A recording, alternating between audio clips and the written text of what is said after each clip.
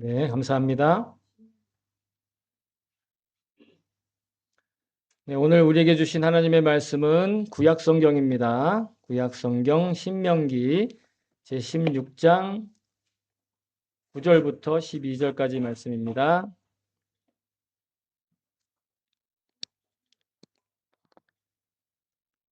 네 번째 책이 창출내 민신, 다섯 번째 책이죠. 신명기, 모세오경의 마지막 신명기 16장 9절에서 12절까지 말씀.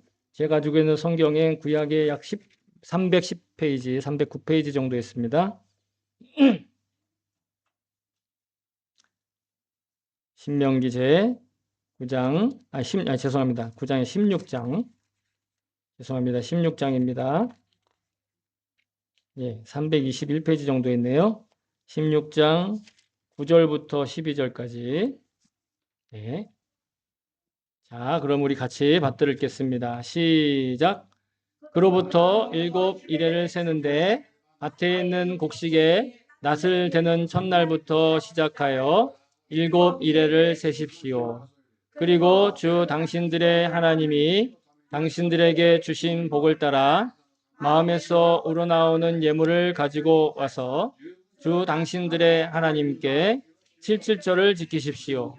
당신들은 주 당신들의 하나님이 그의 이름을 두려고 택하신 그곳에서 당신들과 당신들의 아들과 딸과 남종과 여종과 성 안에 같이 사는 레위 사람과 떠돌이와 고아와 과부까지도 함께 주 당신들의 하나님 앞에서 즐거워해야 합니다.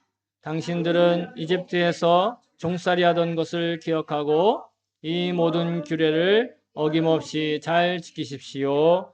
아멘. 주의 말씀입니다. 네, 모두 자리에 앉아 주시기 바랍니다. 네, 제가 설교를 위해서 잠깐 기도하겠습니다. 참 좋으신 하나님, 오늘 이 시간도 주님의 그 귀하신 말씀을 저에게 맡기시고 하나님이 사랑하시는 이 귀한 백성들에게 그 주님이 주신 마음을 전하게 하심을 감사드립니다. 이 시간 우리가 성령으로 하나 되어 말하는 자나 듣는 자나 모두가 다 하나님의 음성을 말하고 하나님의 음성을 듣는 시간 되게 도와주시옵소서.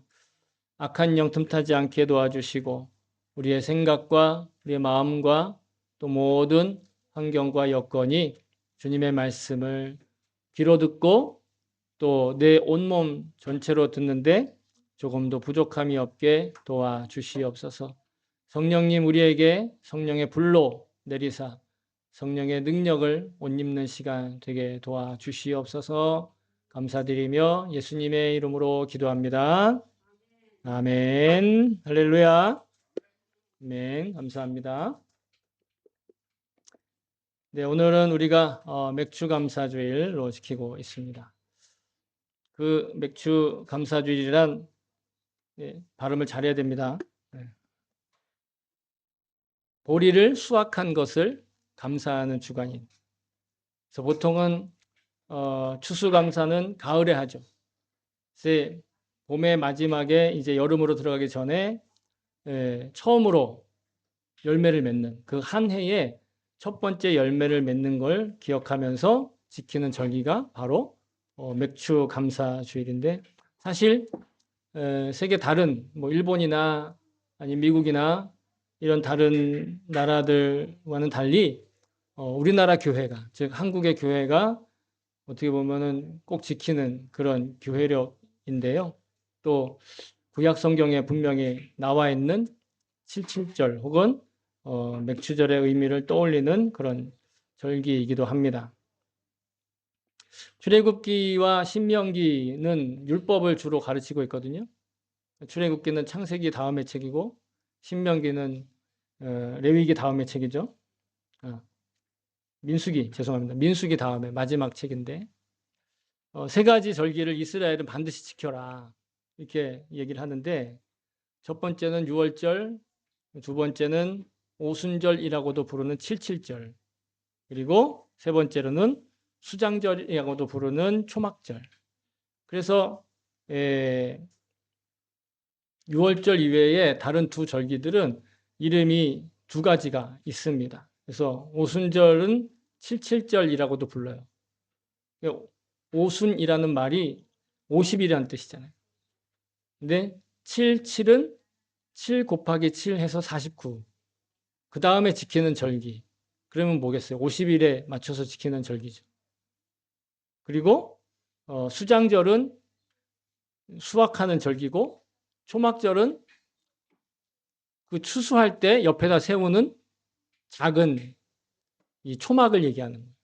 그래서 초막절이나 추수절은 같은 절기입니다. 그래서 이 절기는 모두가 다 이스라엘 백성이 출애굽을 하면서 가나안 땅으로 들어가는 그 과정에 그들이 겪었던 하나님의 손길을 이 하나님이 기적을 베푸신 그 경험을 기억하면서 지키는 절기, 그리고 예배, 그리고 예물을 지키는 그런 시기로 지켜왔습니다. 이 세 절기 중에서 이제 두 번째로 지키는 게 바로 칠칠절, 오늘 얘기하는 또 오순절. 근데 이 우리는 오순절을 성령 강림절로 지키고 있는데 출애굽기 23장 16절을 보면 이 칠칠절을 지킬 때 맥추절로 지켜라 이런 표현이 나오거든요. 출애굽기 23장 16절에 보면 너희는 너희가 애써서 밭에 씨를 뿌려서 거둔 곡식에 첫 열매로 맥추절을 지켜야 한다. 이 첫 열매가 바로 그러니까 가을에 걷는 추수가 아니라 봄에 그들 계절에 맞게 그렇게 이야기를 하는 거니까 이거를 좀 더 알기 위해서 시간이 너무 많이 필요하니까 그냥 그렇다 치고 들으시면 돼요. 그러니까 이 맥추 감사주일은 첫 열매를 드리는 그런 절기다. 이렇게 이해하시면 될 것 같습니다. 그러면서 신명기와 출애굽기에 모두가 다 이 맥추절을 칠칠절, 즉 오순절에 맞춰서 지켜라. 이 칠칠절과 오순절의 기준은 뭐냐면 6월절로부터의 칠칠절이고 6월절로부터의 오순절이에요. 그러니까 6월절이 이스라엘의 모든 절기의 시작이에요. 그러니까 6월절은 에집트에서 빠져나온 절기니까. 그게 시작이거든요. 기준. 그리고 그 다음에 7번의 주간을 헤아려서 지키는 절기가 칠칠절이고 그러다 보니까 날수로 따지면 50일 후에 지키니까 오순절이고 같은 날이에요. 그래서 마침 그 이스라엘은 그 전반기 농사에 보리가 걷어지는 그 시기하고 겹쳤기 때문에 첫 열매를 수확한 기쁨을 하나님께 예배하며 또 예물을 드리며 서로 이제 축하하고 즐거워하는. 여기 보면 온 마을의 모든 사람들 다 모아서 축하를 해라. 예, 그냥 뭐 나그네까지도. 예, 그냥 일부의 사람만 모이는 게 아니라 그냥 누구든 다 와서 즐기게 하라. 그런 절기였던 것이죠. 그래서 반복해서 말씀드리지만 칠칠절은 또한 오순절로도 불리는데 우리에게는 성령 강림절이 오순절이죠. 왜냐하면 예수님의 부활 이후에 또 40일이 지나고 그리고 열흘 동안 더 기도해가지고 성령님이 이 땅에 오시는데 그날이 마침 이스라엘 구약의 절기로는 오순절 날이었다라는 거예요. 그러니까 좀 복잡하죠. 그래서 한국교회는 오순절은 성령 강림절로 지키고 또한 맥추절은 또 따로 전반기를 마무리하고 후반기에 들어가는 7월 첫 주를 구분해가지고 또 맥추절을 또 지키는 거예요. 그래서 전반기에 있었던 모든 것들에 대한 감사를 고백으로 후반기를 다시 시작하는 새로운 마음으로 시작하는 그러니까 절반을 넘어가는 어떻게 보면 고개를 넘는 거죠. 예, 고개를 넘는 것처럼 마치 옛날에 우리나라가 일본도 뭐 그런 경우가 있었겠지만 춘궁기라고 하는 보릿고개를 그죠? 보릿고개를 넘으면서 한 해의 절반 고개를 넘는 그런 의미도 있는 것 같아요. 그래서 특히 이제 한국은 이 보릿고개가 정말 나라에 아니면 그 사회에 정말 그 대단한 큰 영향을 미칠 정도의 그런 경험이었죠.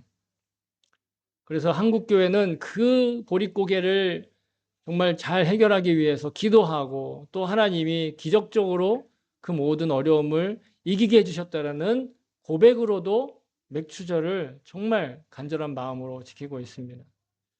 그러니까 가난의 경험이 한국교회의 맥추절을 지키게 하는, 그러니까 오순절 따로 맥추절 따로 지키게 하는 그런 경험이 되는 건데, 요즘엔 먹을 거 입을 거 너무 풍족한 시대에 살고 있잖아요. 그렇지 않습니까?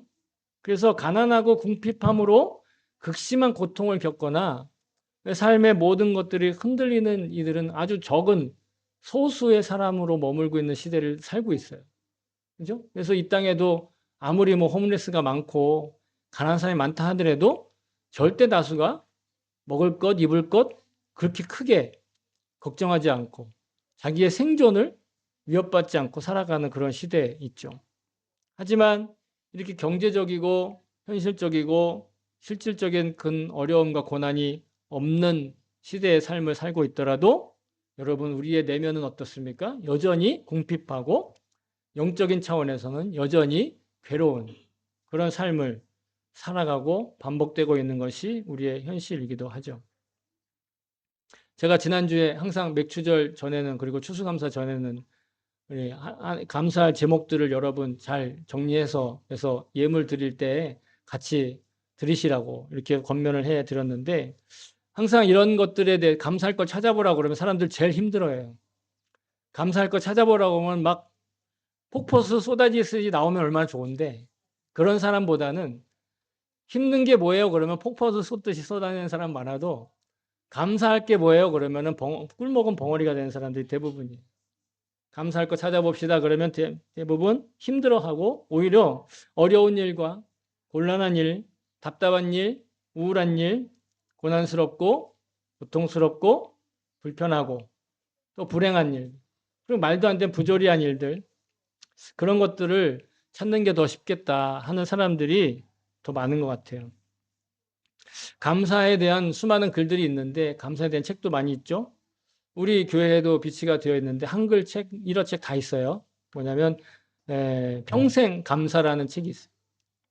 죄송합니다. 소리가 왜 이러지? 네,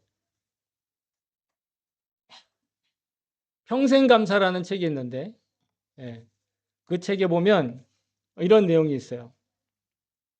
3차원의 감사가 있다. 있는데 세 단계의 감사라고도 할 수 있어요. 자, 그냥 책에 있는 내용을 그대로 읽어드릴 테니까 여러분 들어보시기 바랍니다. 1차원적 감사는 조건부, 즉 if의 감사이다. 만약 내가 다른 사람보다 더 잘 되거나 더 많이 갖게 되면 감사하는 것이다. 그러나 이것은 다른 사람과 비교할 때 항상 자신이 갖지 못한 것만을 불평하는 어린아이 수준의 감사일 뿐이다. 2차원적인 감사는 무엇을 받았기 때문에 because의 감사이다. 이러한 감사는 받는 것 중에 일부를 드리는 감사이다. 상대방과 비교하되 자기보다 못한 사람과 비교하여 자신이 받은 것을 감사하는 단계로 대부분의 사람들이 여기에 속하지 않을까 싶다. 마지막으로 3차원적인 감사는 불행을 당해도 힘들고 어려워도 일이 안 되어도 그럼에도 불구하고 영어로 in spite of 하는 감사이다. 이는 모든 악조건 속에서도 하나님의 은혜로 생각하고 범사에 감사하는 사람이다. 이게 그 책에 기록되어 있는 내용인데요. 우리 모두 잘 알다시피 하나님께서 모든 것에 감사하는 것이 곧 하나님의 뜻이고 하나님의 마음에 합당한 일이다라고 가르쳐 주셨습니다. 사도 바울은 말합니다. 데살로니가전서 5장 18절, 범사에 감사하라. 이것이 그리스도 예수 안에서 너희를 향하신 하나님의 뜻이니라. 범사에 감사. 범사 모든 것들. 좋은 일, 나쁜 일 전부 다. 특히 저는 오늘 맥주감사 주일 이 말씀을 준비를 하면서 과연 우리에게 능력이 있는 감사란 무엇일까? 능력이 우리에게 힘을 정말로 주는 감사가 무엇일까? 하고 곰곰이 생각해 봤습니다. 그러던 중에 말씀이 저에게 다가오는 그런 경험을 하게 되는데, 그리스도인은 감사의 태도로 살아간다 하는 그런 말씀을 듣는데, 골로새서 3장 17절에 이렇게 기록되어 있습니다. 또 무엇을 하든지 말에나 일에나 다 주 예수의 이름으로 하고 그를 힘입어 하나님 아버지께 감사하라. 이게 무슨 뜻이냐면 예수 그리스도의 십자가 복음으로 구원받은 사람은 무슨 일을 하든지 간에 예수님으로부터 힘을 받아서 한다는 거예요. 내 실력, 내 노력, 내 명예, 내 물질로 일하는 것이 아니라 예수 그리스도의 이름으로부터 힘을 받는다. 그리고 그 예수 그리스도의 이름을 힘입어 하나님께 감사한다. 다시 말해 아까 말했던 1차원적 감사, 2차원적 감사, 또한 3차원적 감사조차도 환경과 여건을 보면서 감사하게 되는. 그런데 우리는 환경과 여건과는 별도로 예수 그리스도의 이름에 의지하여 하나님께 감사하는, 예수 그리스도의 이름이 있기에 하나님께 감사하는 삶. 이 태도와 이 자세로부터 우리의 삶은 비로소 능력 있는 삶으로 시작한다. 구원받은 자의 삶의 태도란 즉 무엇을 하든지 주 예수의 이름으로 하는 것이고 특히 나를 구원하신 예수의 이름으로부터 힘을 받아 하나님께 감사하는 것. 이것이 성도의 기본적인 자세고 태도다. 물론 부조리와 불평이 넘쳐나는 현실을 살고 있는 것도 우리는 부정을 할 수가 없어요. 그렇죠? 우리의 현실입니다. 그러나 천지의 창조주이신 하나님께서 나의 아버지가 되시는 것에, 나를 구원하신 것에 먼저 감사하고 내게 다가오는 일과와 일상생활들을 그걸 지킬 수가 있다는 말씀으로 듣게 되는 것입니다. 여러분, 우리 삶에 얼마나 많은 불편함이 있어요. 먹고 살 게 충분하고 입을 거 못 입는 사람이 없음에도 불구하고 여전히 우리의 삶은 불편함이 있고 그 또한 우리 삶의 부조리 아니겠습니까? 먹을 걱정 없고 입을 걱정이 없는데 불편해요. 그건 부조리한 거죠. 또 얼마나 많은 불이함과 납득할 수 없는 고생과 고난과 또 당황스럽고 황당한 일들이 우리 주변에 계속 일어나고 있어요. 그런데 그리스도인은 그렇기 때문에 그 걸림돌들이 있기 때문에 주님께 찾아와 기도할 수 있고 주님께 의리하고 주님을 의지할 수 있다는 겁니다. 역설적이게도 그리스도인들에게는 오히려 세상의 부조리와 부패와 불의와 같은 그런 걸림돌이 있기 때문에 주님께 눈을 들 수 있는, 주님을 늘 바라볼 수 있는 디딤돌로 삼을 수 있다는 것입니다. 구약의 유명한 인물들 중에 야곱이라는 인물이 있습니다. 이 야곱은 나중에 이스라엘이 되죠. 그는 사실 자신의 욕심과 잘못된 판단으로 자기 집에서 도망가서 먼 길을 떠나게 되었어요. 그렇게 도망가던 도중에 그냥 길거리에서 노숙을 하게 되었습니다. 돌 하나를 베개로 삼고 그 자리에서 정말 사람들도 없는 그런 허허벌판에서, 광야에서 너무도 한스럽고 후회스럽고 고통스럽고 고생스러운 그곳에 돌 하나를 의지해서 자고 있는데 그때 그 잠자는 가운데 그가 꿈에 하늘로 연결된 계단을 보고 그 계단에서 천사가 오르락내리락 하는 것을 보게 됩니다. 그때 야곱은 잠에 깨어서 이렇게 고백을 하죠. 야곱이 잠이 깨어 이르되 여호와께서 과연 여기 계시거늘 내가 알지 못하였도다. 이에 두려워하여 이르되 두렵도다 이곳이요 이것은 다름 아닌 하나님의 집이요 이는 하늘의 문이로다. 자기가 지금 쫓겨가서 괴로움과 또 고통과 말할 수 없는 수치와 부끄러움과 좌절과 실망과 절망에서 돌 하나 베고 자고 있는 그곳이 그에게 하나님의 집이고 천국 문이 열린 곳이다 라고 고백한다는 것입니다. 야곱은 자기의 실수대로 도망갔지만 하나님은 그러한 야곱까지 기억하시고 그런 야곱까지 주목하시며 그를 회복시킬 가능성을 그 자리에서 보여주신, 눈을 열어주셨다는 거죠. 마찬가지로 우리도 우리의 잘못이나 혹은 잘한 것으로 인해서 우리의 삶이 판단된다고 여겨지지만 전혀 그거와 상관없이 내가 잘했는데도 나쁜 일이 벌어지고 내가 잘못했는데도 그거는 오히려 좋은 일이 생겨버리는 이런 부조리함과 불의함, 불편함으로 우리는 낙심이 되기도 하고 실망이 되기도 하고 좌절하기도 합니다. 그러나 그때가 우리에겐 감사할 절호의 찬스라는 것입니다. 그런 불의함까지 불편함까지 그걸 경험하면서까지도 포기하지 않고 인내하는 능력을 주시는 그 하나님, 우리의 아버지, 우리의 주님께 먼저 감사하는 것. 이게 우리가 가질 수 있는 능력 있는 감사의 태도라는 것이죠. 고난을 통해 하나님을 만나게 된다면 그것을 곧 우리는 감사의 조건으로 둘 수 있는 것이죠. 그러므로 맥주감사주일의 감사란 이렇게 황량하고도 또 정말 이 아무것도 없는 부조리한 그런 삶에서도 생존하게 하시고 생명의 열매를 맺게 하시는 그 하나님의 손길에 자원하여 예물로 드리는 그런 감사의 절기가 된다라는 것이죠. 예전에 지선아 사랑해라는 책이 있었어요. 거의 20년 전에.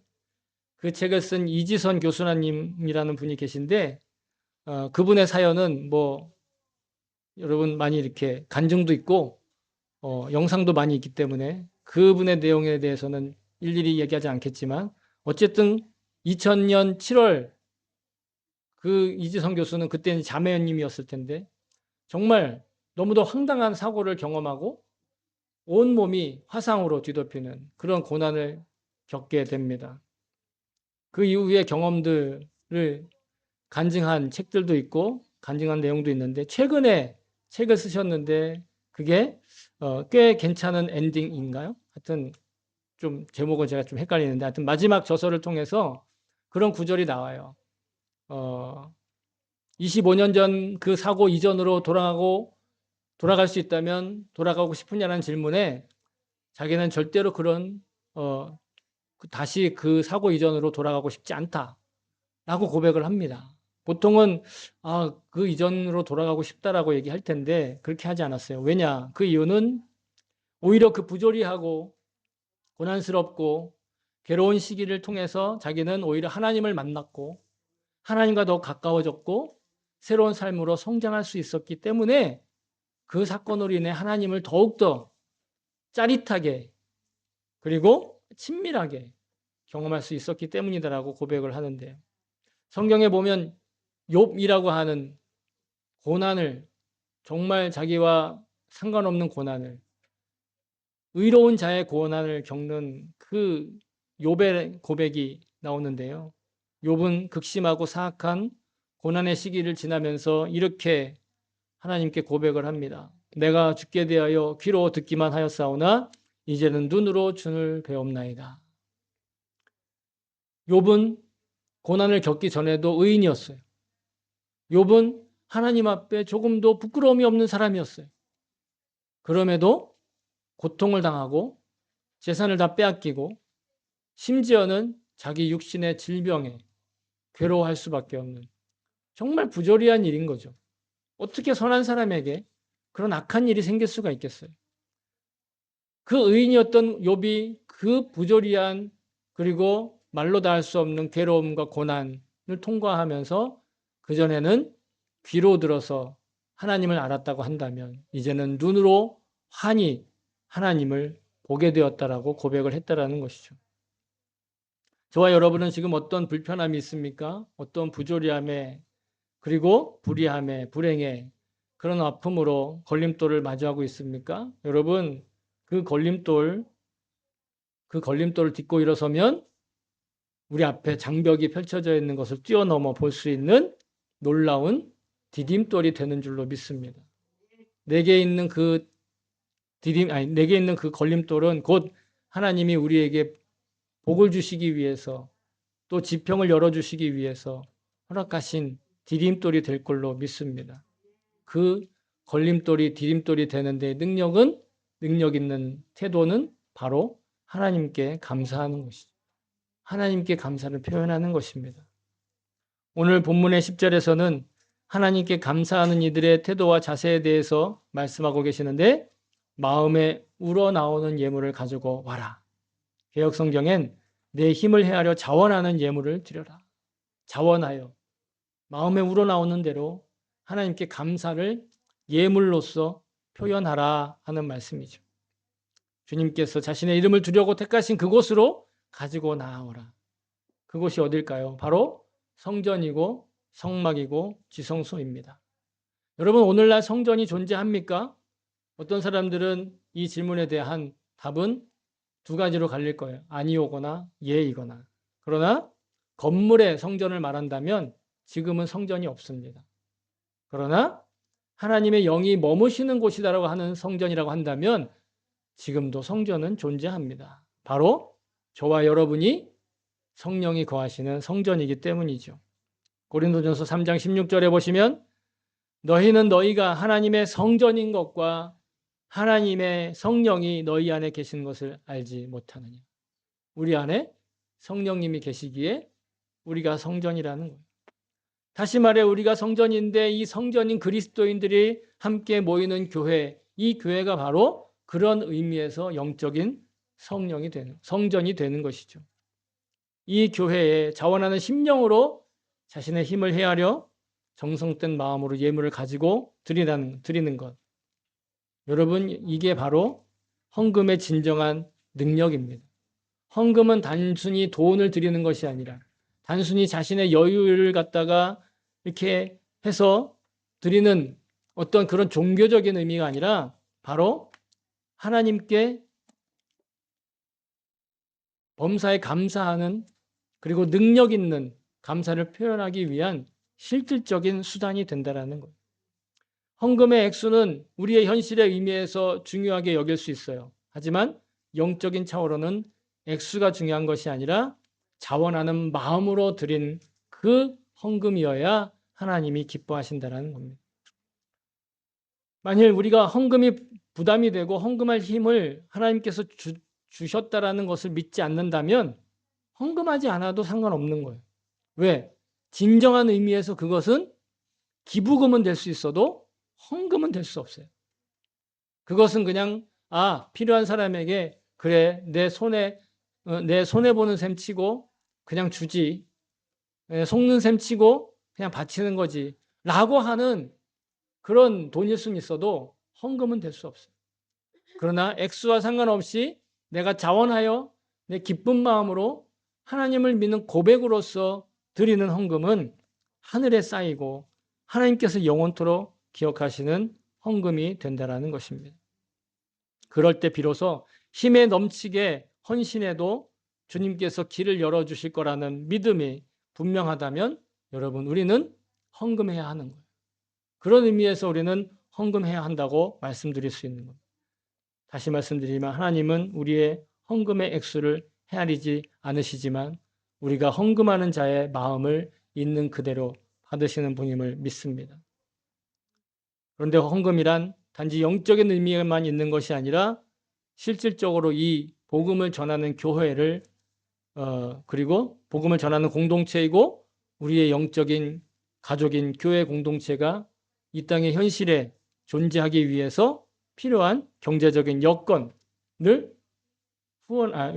지탱하는 도구이기도 하죠. 그래서 헌금이란 더 투명하고 공정하게 관리가 돼야 되는, 우리 교회는 그렇게 하고 있어요.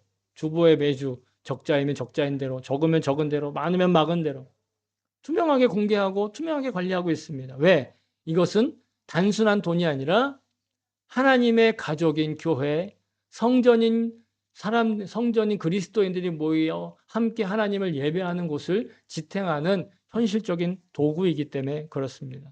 만일 우리 스스로가 그것을 모을 수 없고 자립하지 못하면 하나님은 다른 지체들을 세우시고 다른 공동체들을 통해서 이곳을 공급하실 거예요.